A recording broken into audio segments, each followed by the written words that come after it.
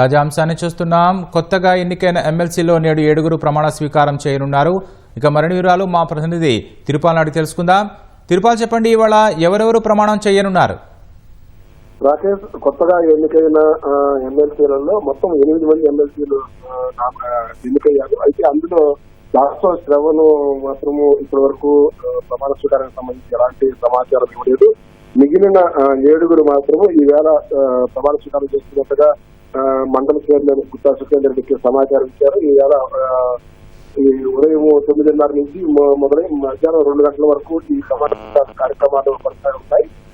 ప్రధానంగా కాంగ్రెస్ పార్టీకి చెందిన 3 ఎమ్మెల్సీలు ఉదయం 11 గంటల నుంచి ప్రమాణ స్వీకారం కొనసాగుంది. ఒకటి దేశానికి అభ్యర్థి డైరెక్టర్ శంకర్ నాయక్ కూడా 11 తర్వాత ప్రమాణ స్వీకారం చేస్తారు. అదేవిధంగా సిపిఐకి చెందిన మెలికంటి సత్యము, అదేవిధంగా ఉపాధ్యాయ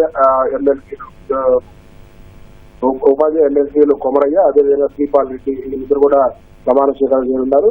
అదేవిధంగా పట్టభద్రుల ఎమ్మెల్సీ అందరికీ కూడా మొత్తం 7 మంది ఎమ్మెల్సీలు ఇవాళ ప్రమాణ స్వీకారంలో ఇప్పటికే గుత్తా సుఖేందర్ రెడ్డికి సమాచారం ఇచ్చారు. ఈ ఉదయం 9:30 గంటల నుంచి మధ్యాహ్నం 2 గంటల వరకు ఈ ప్రమాణ స్వీకార కార్యక్రమాలు కొనసాగున్నాయి.